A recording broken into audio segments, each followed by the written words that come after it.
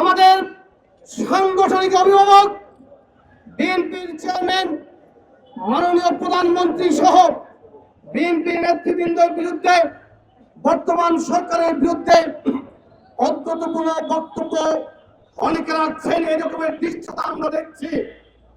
তারা মনে করেছে যুবদল মনে হয় ঘুমিয়ে পড়েছে। গত 17 বছর আন্দোলন করেছে, সংগ্রাম করেছে, ঘুম হয়েছে, খুন হয়েছে। বিএনপি আল্লাহ রাব্বুল আলামিনের অশেষ রহমতে ক্ষমতায় এসেছে, কিন্তু যুবদল ছেড়ে চলে যায়নি। মাঠ ঘাটের কথা তারা ভুলে যায়নি। যুবদল কি রাজপথ ছেড়ে চলে গিয়েছে? যারা অদ্ভুতপূর্ণ বক্তব্য দিচ্ছেন আমাদের অনুপস্থিতির সুযোগে, আমরা তো দেশ গড়ার কাজে সরকারকে সহযোগিতা করার জন্য এই মুহূর্তে কোনো আন্দোলন নয়, সংগ্রাম নয়, আমরা সহযোগিতা করছি। এই জন্য গঠনমূলক কাজে আমরা আমাদের নেতা কর্মীদেরকে নিয়োজিত রাখছি। কিন্তু যারা অত্যন্তপূর্ণ আচরণ করেন, বক্তব্য রাখেন, দৃশ্যতা দেখান, তারা কারা? যুবদল গত 16 বছর আন্দোলন করেছে, সংগ্রাম করেছে।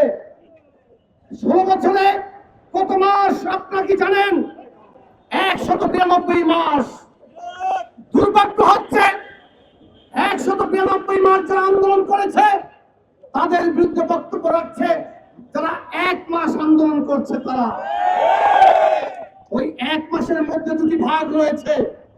ওই 1 মাস আন্দোলন যারা করেছে, একটি ভাগ হয়েছে প্রকৃত অর্থে যারা দেশপ্রেমিক, যারা এদেশের মানুষকে ফ্যাসিবাদের হাত থেকে মুক্ত করার জন্য একটি প্ল্যাটফর্ম খুঁজছিল, তারা জুলাই গণ অভ্যুত্থানে আন্দোলন সংগ্রামে সামিল হয়েছে।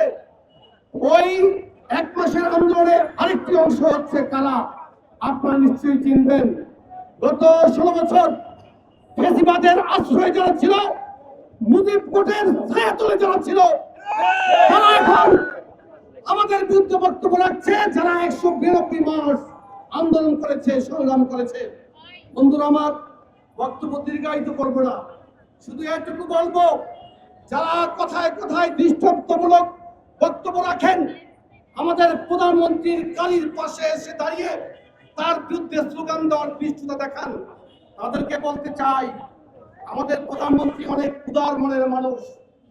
আপাতত তিনি আপনাদের বিরুদ্ধে আমাদেরকে কিছু বলেননি, তিনি হয়তো ভবিষ্যতেও বলবেন না, কিন্তু আমরা কিন্তু সবসময় সহ্য করব।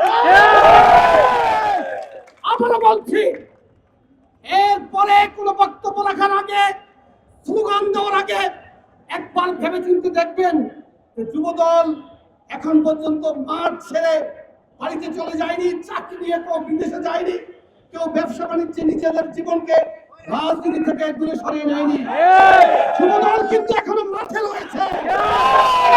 সন্দেহ যদি হয়, আজকের এই পল্টনে পার্লামেন্টের সামনে এসে দেখাতে হবে।